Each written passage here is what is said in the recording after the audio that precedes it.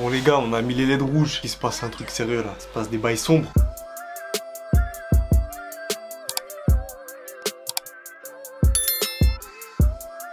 Wesh les gars, nouvelle vidéo. Aujourd'hui on se retrouve comme vous l'avez vu dans le titre, petite review de la Jordan 1 Lost and Found. Peut-être la paire de l'année, je vais vous donner mon avis dans cette vidéo. Je vais vous présenter la paire, je vais vous présenter les petites spécificités qu'elle a. Bien sûr je vais vous mettre des plans portés à la fin avec tout ce qu'il faut, jean, jogging, cargo, pantalon. Comme ça vous pouvez voir à quoi ça ressemble si vous voulez vous la prendre. Enfin bref, si la vidéo vous intéresse, on se capte tout de suite. Comment vous dire que pour le coup j'ai eu beaucoup de chance. On est là sur mon premier accès exclusif sur l'application SNKRS. Pourtant ça fait longtemps que j'ai cette application. C'est la première fois que j'ai un accès exclusif et je pense peut-être le meilleur accès exclusif que j'aurais pu avoir. Tout commence jeudi dernier. Je vais à l'école. En plus je suis ric-rac, j'arrive limite à la bourre. Je suis sur mon téléphone. Sur SNKRS, me demandez pas pourquoi, je suis sur l'application. Et d'un coup je vois ça. La notif accès exclusif. Je pète les plombs, je suis trop content. Je stresse parce que je suis un bouffon. Je me dis merde, faut que je me dépêche pour la prendre, etc. Au final, j'arrive à la cliquer, je suis content parce que c'était la dernière paire que je voulais me prendre cette année. Après, finito. Avant 2023, je prends plus rien. Donc voilà, je clique ma petite paire le jeudi. Le samedi, elle arrive déjà à la maison avec sa petite boîte spéciale. Donc voilà, qui est très stylée, qui est travaillée. On est sur une boîte qui change un petit peu de ce qu'on a l'habitude de voir sur les Jordan 1, qui reprend forcément le délire de la paire en elle-même, Lost and Found, qui a été perdue, qui a été retrouvée parce que oui, cette Jordan 1, on peut appeler aussi Chicago. C'est une réédition, c'est un hommage à la paire qui est sortie initialement en 1985. Tout le délire, c'est en mode, voilà, la paire, tu l'as perdue pendant longtemps et là, tu la retrouves. Donc, t'as tout un aspect vieilli, comme si la boîte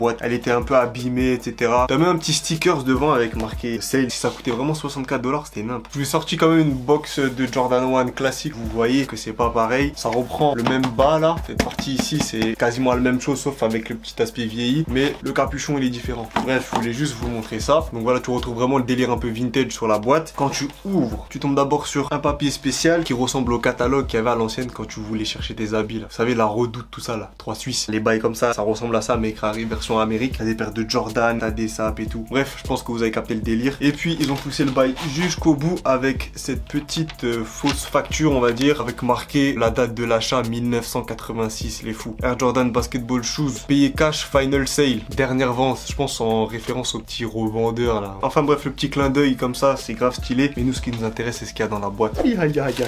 On tombe sur cette petite beauté Jordan 1 Lost and Found. La paire arrive avec deux lacets différents, un noir et un blanc. Et puis je vais vous faire le tour de la paire pour bien vous montrer tous les détails. La paire elle a une dominante de rouge avec du blanc et du noir. Comme d'habitude, t'as le Wings Jordan qui est sur le côté. Tu remarques directement tous les aspects vieillis de la paire, notamment sur le col. T'as toute une partie qui est craquelée, que tu retrouves aussi à d'autres endroits de la paire où il y a du noir, à part sur le swoosh. Sur la toe box c'est aussi craquelé mais ça se voit un petit peu moins. Et aussi sur la partie blanche où t'as le swoosh, on retrouve une midsole un peu jaunie, vieillie. Et aussi la semelle extérieure où c'est en mode un peu utilisé comme ça. T'as l'impression que la paire elle a déjà été portée. T'as la languette qui est un peu en blanc cassé, le Nike Air habituel juste en haut. Et voilà à peu près tout ce qu'il y avait à noter de différence sur cette paire. Le coloris Chicago, forcément c'est coloris mythique. Si j'avais quelque chose à ajouter sur cette paire, c'est la qualité. La qualité qui est cata. Ça devient de plus en plus récurrent chez Nike, mais je vais vous montrer. Déjà on peut parler de toutes les traces de colle. J'espère que vous allez bien voir. Mais au niveau des finitions, c'est vraiment pas ouf. Ici là, fil qui sort. Au niveau de la couture, j'ai un point noir, je sais absolument pas pourquoi. Et puis sur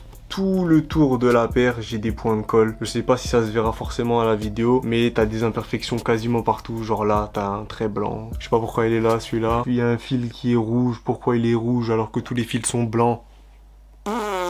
Je sais pas. Le but c'est pas d'être négatif non plus, mais quand il y a quelque chose qui va pas, il faut le dire aussi. Je veux bien que ce soit coloris Chicago, etc. Paire mythique, Michael Jordan 1985, etc. Mais voilà, là il y a des soucis de finition. Je le dis surtout pour ceux qui ont peut-être pas eu l'occasion d'avoir la paire et qui souhaitent se la prendre, même si je crois qu'il y a eu beaucoup de stock. Apparemment, paire de Jordan 1 la plus produite au monde, je crois 500 000 exemplaires. Mais ça n'a pas empêché à beaucoup de gens de pas la choper à cause de la demande de fou. Je voulais quand même vous parler des problèmes de finition pour ceux qui veulent se la prendre au resell. Pour ceux qui veulent la prendre, plusieurs solutions. Les plateformes de revente, StockX, With The New. Je vais vous mettre plein de sites revendeurs en description, mais vous pouvez aussi passer par Vinted. J'ai fait un petit tour, j'ai vu qu'il y avait énormément de Jordan 1 Lost and Found qui étaient à vendre. Attention si vous la prenez sur Vinted, parce qu'il y a, je pense, énormément de fakes qui vont tourner, surtout sur ce modèle. Si jamais, ce que je peux vous conseiller de faire, c'est d'aller sur Stop the Fake. C'est un site qui va te permettre d'avoir un avis sur l'authenticité d'une paire. Donc là, si jamais tu vois une petite paire sur Vinted qui te chauffe, mais t'es pas sûr de son authenticité, tu demandes à tes potes, ils savent pas trop. Certains d'entre vous qui viennent me demander, je suis pas pas trop chaud dans ça, donc je vous conseille la plateforme. Pour te prendre un exemple, je te prends cette annonce Vinted et j'ai envie d'avoir un avis sur l'authenticité de la paire. Donc je me rends sur Stop the Fake, je crée mon petit compte et là je choisis l'offre que je veux. Comme je veux un truc rapide, je prends l'offre à 3,90 €. Dans 15 minutes j'ai ma réponse. Tu rentres le nom de la paire, tu mets les photos, tu ralasses et après t'attends en fonction de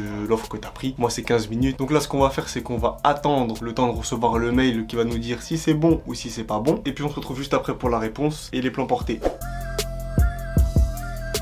Voilà, on est 15 minutes plus tard, j'ai reçu mon petit mail et la paire a été décrite comme authentique par Stop the Fake. Donc voilà, je préfère préciser que c'est juste un avis. Ça veut pas dire que c'est 100% authentique ou 100% fake, je préfère le préciser. Si jamais ça peut aider certains d'entre vous, je vous fais croquer ça. Peut-être que ça va en rassurer certains qui sont un peu réticents à commander sur Vinted. Et puis on passe directement au plan porté. Donc j'ai essayé de vous mettre un petit peu de tout, du jean, du cargo, du jogging, du pant, histoire que vous puissiez vous voir vous avec la paire, tu vois, comme si c'était la paire qui était à vos pieds, sauf que la paire elle est à mes pieds parce que c'est moi qui l'ai. Là au moins vous voyez différents styles, comme ça peut vous donner des idées. Et puis voilà, c'est là que se termine cette petite vidéo. Je vais vous faire ma petite photo sur Instagram normalement, donc n'hésitez pas à aller voir, je l'affiche quelque part à l'écran. Dites-moi si cette petite review vous a plu, qu'est-ce que vous pensez de cette paire, est-ce que c'est la paire de l'année ou pas, pour toute l'histoire qu'il y a autour, pour le packaging, pour la boîte spéciale, pour la réédition, pour les grosses quantités sorties. Pour moi, oui, c'est la paire de l'année. Enfin voilà, j'attends votre avis en commentaire. Et aussi ceux qui ont eu la paire, dites-moi si les finitions sont catastrophiques ou pas. Si vous avez kiffé, n'hésitez pas à mettre un like, n'hésitez pas à commenter, n'hésitez pas à partager à vos potes. Tous ces amateurs de beau linge, de belles pièces, là on était sur vraies belles pièces. Bref, j'arrête de blablater, la vidéo se termine ici. On se capte quand on se capte, je vous fais des gros bisous. Ciao.